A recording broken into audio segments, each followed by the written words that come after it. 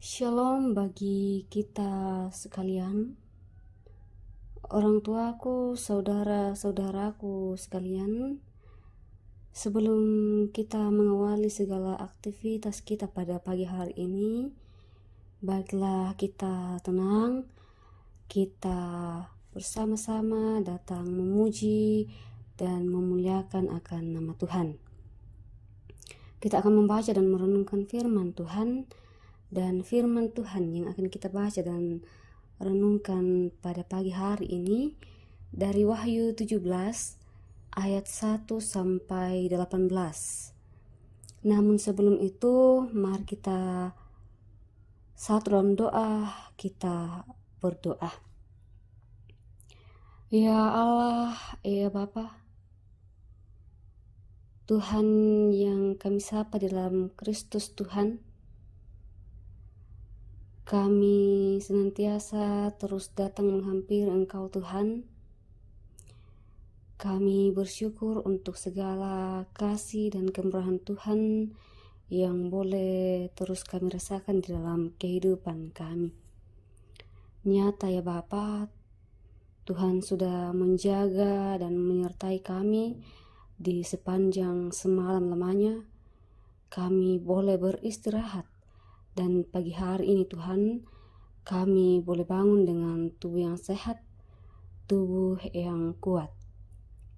Dan sebelum kami melakukan segala aktivitas kami pada pagi hari ini Tuhan, kami rindu untuk membaca bahkan merenungkan firman kebenaran-Mu.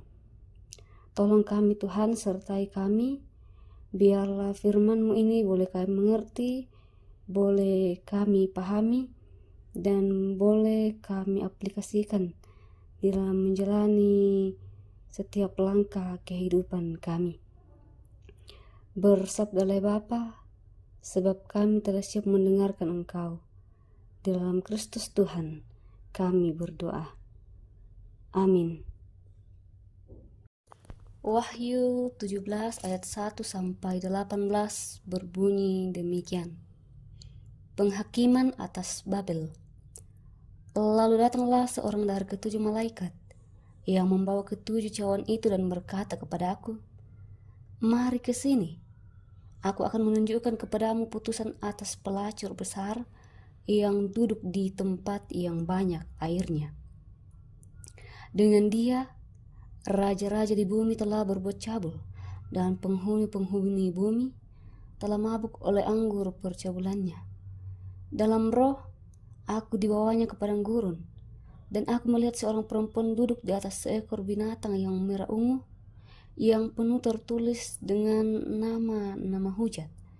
Binatang itu mempunyai 7 kepala dan 10 tanduk, dan perempuan itu memakai kain ungu dan kain kirmizi yang dihiasi dengan emas, permata dan mutiara, dan di tangannya ada suatu cawan emas penuh dengan segala kekejian dan kenajisan percabulannya.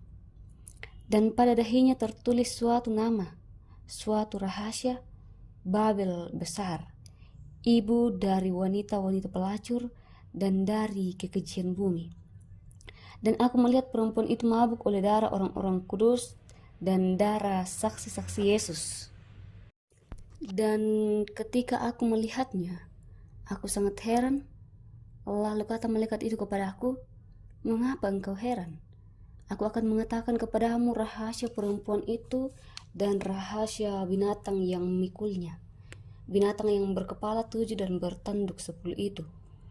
Adapun binatang yang telah kau lihat itu telah ada, namun tidak ada.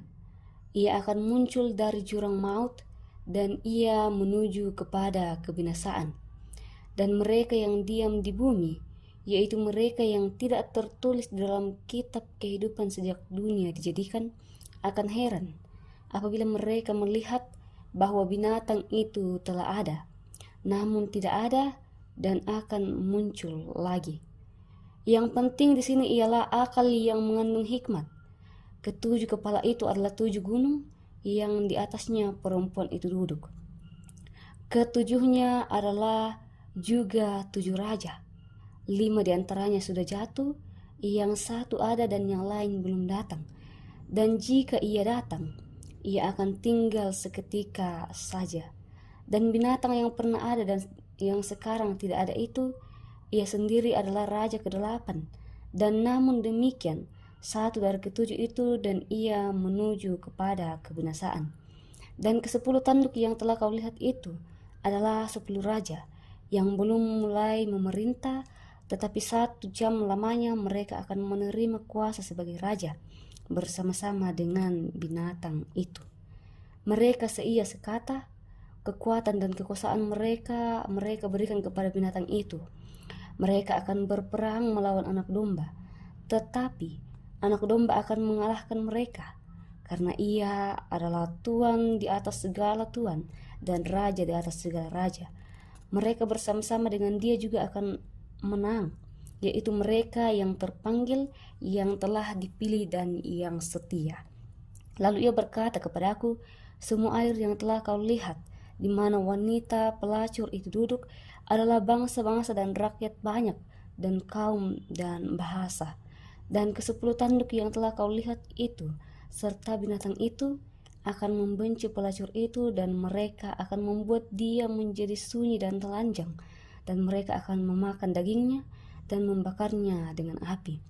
Sebab Allah telah menerangi hati mereka untuk melakukan kehendaknya dengan seia sekata, dan untuk memberikan pemerintahan mereka kepada binatang itu, sampai segala firman Allah telah digenapi.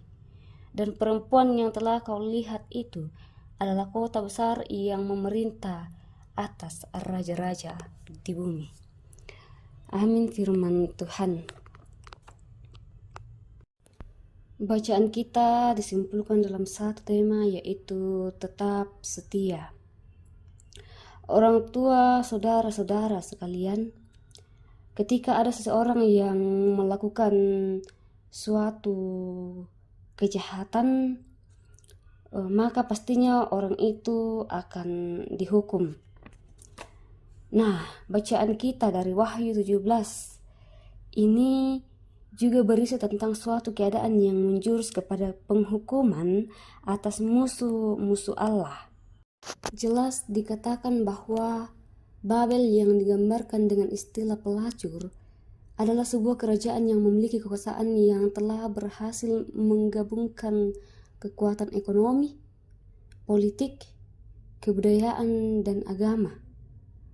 Akan mengalami kehancuran.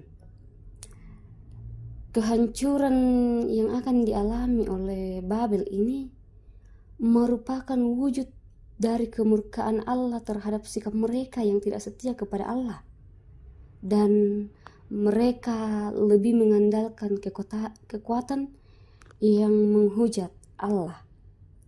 Mereka melakukan hal yang tidak disukai oleh Allah. Seiring perlawanan mereka terhadap Allah, mereka juga menganiaya dengan dahsyat para pengikut Kristus. Daya jahat mereka sangat kuat dan dahsyat, seolah 7 kepala dengan 10 tanduk dalam ayat 3b.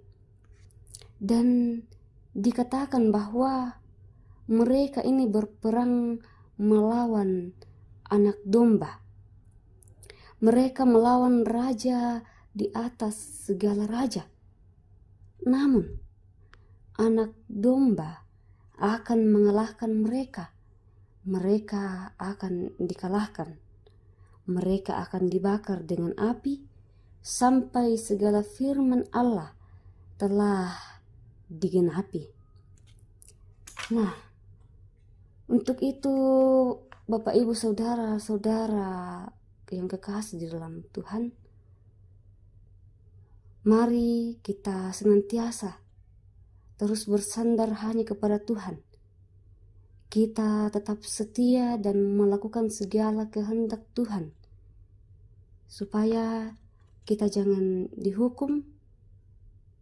Kita percaya bahwa Tuhan akan terus menolong kita. Amin firman Tuhan. Mari kita berdoa. Pujian dan ungkapan syukur Tuhan terus kami naikkan kepadamu, kami boleh mendengarkan firman-Mu pada saat ini. Ajar kami Tuhan untuk terus setia hanya percaya kepada Tuhan saja. Ya Bapa, saat ini kami datang berdoa, kami mendoakan umat-Mu yang saat ini dalam kelemahan tubuh karena sakit penyakit. Tuhan yang akan menjamah tubuh yang sakit, Tuhan yang akan memberkati segala perawatan yang diterima. Biarlah Tuhan mereka boleh sembuh, boleh kembali menjalani aktivitas mereka, dan boleh bersuka cita karena pertolongan Tuhan yang selalu nyata bagi kehidupan mereka. Kami juga berdoa untuk orang tua kami yang saat ini dalam usia yang lanjut. Mari Tuhan menopang kehidupan orang tua kami, memberikan mereka kesehatan, juga kekuatan. Biarlah di dalam masa tua mereka Tuhan, mereka tidak berputus harapan, namun boleh terus percaya kepada Tuhan dan boleh terus berpengharapan hanya kepada Tuhan saja. Bapa Sang Pemilik kehidupan kami juga berdoa untuk kami pribadi lepas pribadi di dalam segala kehidupan kami, di dalam segala tugas tanggung jawab kami dan pekerjaan yang akan kami angkat. Mari Tuhan membimbing kami, Tuhan memimpin kami. Biarlah Tuhan kehidupan kami, pekerjaan kami boleh kami jalani dengan baik, boleh kami kerjakan dengan baik, dengan senantiasa terus mengutamakan Tuhan di dalamnya dan nama-Mu yang senantiasa kami muliakan. Ya Bapa Sang Pemilik kehidupan kami juga berdoa Tuhan untuk pemerintah kami. Mari Tuhan memberikan hikmat, Tuhan memberikan kesehatan. Biarlah Tuhan mereka dapat memerintah kami dengan baik, dengan penuh tanggung jawab, dan dari situ Tuhan nama-Mu yang akan senantiasa dipermuliakan. Ya Bapa Sang Pemilik kehidupan kami, inilah yang menjadi doa kami Tuhan, permohonan kami, sambut dan sempurnakanlah doa kami ini yang kami bawa di dalam Kristus Tuhan. Itulah Tuhan dan Juru Selamat kami yang hidup. Amin. Demikianlah persekutuan kita pada pagi hari ini. Selamat beraktivitas, Tuhan Yesus menolong kita sekalian.